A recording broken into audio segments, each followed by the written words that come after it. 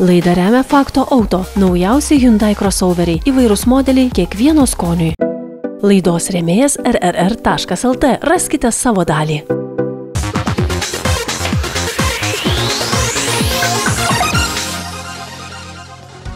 Vasara yra atostogų kelionių metas. Po tų kelionių mums lieka puikūs prisiminimai, o automobilyje neretu atveju lieka nemažai nešvarumų. Kokių galime atrasti, kaip juos pašalinti, šiandien apie tai ir pasikalbėsime su automobilių švaros specialistais.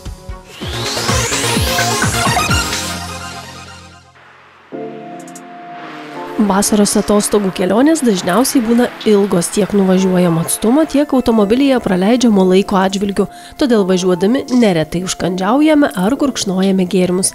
Tačiau jei viskas patenka ne ten, kur reikia, bet pavyzdžiui ant sėdynių apmušalų, tokius nešvarumus reikia pašalinti kuo greičiau arba imtis atitinkamų priemonių, kad vėlesnis valymas būtų kuo įmanoma efektyvesnis.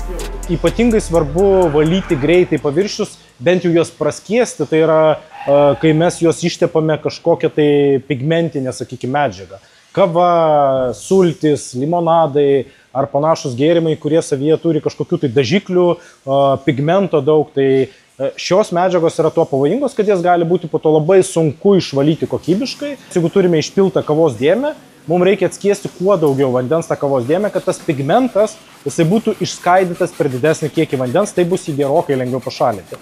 Tai pirmoji pagalba, tiesiog imame paprastą negazuotą vandenį, juo drėkiname paviršių, imame šluostę ir valome, kad tiesiog perkelti išskalaujant tą purvą į šluostę ir palikti jo kuo mažiau audinyje. Aišku, tai daugiau galioja tekstiliniams sėdynėms ar, sakykime, verstos odos sėdynėms. Jeigu mes kalbame apie natūralios odos paviršių, tai yra ganėtinai paprasta išvalyti, neskaitant tų vietų, kurios yra persiūtos siūlėmis, nes siūlės neretai yra kaip paprastas audinys ir jos labai gerai įgeria, sakykime, pigmentacijos dėmes. Automobilių priežiūros ekspertai atkreipia dėmesį, kad dar viena problema susijusi su skysčiais, tai fermentuotų gėrimų išsipylimas. Būtent šios rūšies gėrimai gali sukelti itin nemalonius kvapus, todėl reaguoti į jų išsipylimą reikia ypač greitai. Gėrimas neretai jisai išbėga ne tik tais ant tekstilės, jis ne tik į paviršių įsigeria. Ir paviršių išvalyti tai yra tik tais lengvoji, sakykime, valymo pusė. Blogiausias dalykas tai yra, kad gėrimai sugeba prasiskverbti pro paviršių ir patekti į techninės ertmes. Ir jeigu mes laiku nepastebėsime ir greit nepradėsime valyti, tai reiškia, leisime tam gėrimui prasisunkti kažkur tai gilin. Ir tas gėrimas yra linkęs į fermentaciją, tai yra į rūgimą, į bakterijų vystymąsi. Tai mes turėsime labai nemalonų kvapą automobilį. O vienintelis dalykas tuomet, ką galime padaryti, tai turėsime ardyti automobilio saloną, tai yra atkelt kiliminę dangą, kad prieiti prie tų techninių ertmių. Tai patarimas, jeigu išbėgo gėrimai, kurie ypatingai yra fermentuoti, kuo įmanoma greičiau pasistengti juos surinkti, kad jie liktų tik audinyje ir jų didelis kiekis neprasiskverbtų giliai. Keliaudami automobiliu atsargiai turėtų elgtis smaližiai. Šokoladas, įvairūs saldainiai ar kramtomoji guma gali pakelti nuotaiką, suteikti daugiau energijos ar tiesiog leidžia numalšinti alkį. Visgi tokie gardumynai gali tapti rimtu galvos skausmu, jei iš skanėstų tampa nešvarumais, kurie patenka ant automobilio interjero paviršių. Pačiam automobilio naudotojui pašalint tokius nešvarumus vargu ar išeitų, nes iš tikrųjų tam reikia specialių priemonių. Aišku, viena iš tų universalių priemonių, kuri gali būti naudojama, tai yra karštas vanduo.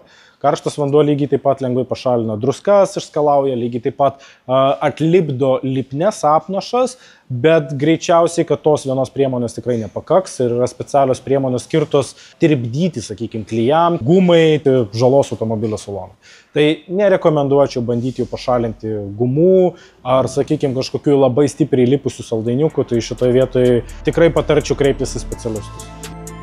Turintys augintinius neretai į atostogų keliones pasiema ir juos. Nors, pavyzdžiui, šunys dažniausiai keliauja bagažinėje, tai nereiškia, kad jie negali palikti savo pėdsakų, kurių kokybiškam panaikinimui pagalbos gali tekti kreiptis pas automobilių švaros ekspertus.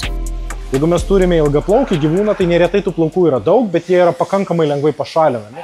Bet jeigu turime trumpaplaukį, kieto kailio ir dar šviesos spalvos gyvūną, va čia turėsime tikrą košmarą. Plaukam šalinti nėra vienos taisyklės. Yra įvairiausių priemonių jų skirtų šalinti. Tai iš esmės ir paviršių ir drėkiname, ir naudojame specialius šepetėlius, kurie lengviau šukuoja tą plauką.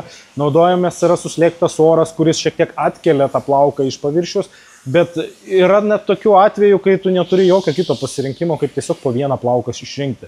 Nes jeigu tas plaukas įsipynė į audinį, tai reta priemonė sugebės tą plauką ištraukti iš ten, tenka apsišarvuoti kantrybę ir stipriai pasidarbuoti. Vasaros atostogų kelionės turi palikti gerus prisiminimus ir kelti gerą nuotaiką, tačiau kartais nepavyksta išvengti nemalonių nutikimų, kurie savo žymes palieka automobilio viduje. Visgi, žinant, kaip tinkamai į tai reaguoti, nuotaika gali išlikti džiugi, o nešvarmus bei jų žymes bus galima pašalinti vėliau. Todėl linkime ne tik gerus prisiminimus paliekančių, bet ir sklandžių bei švarių vasariškų atostogų kelionių.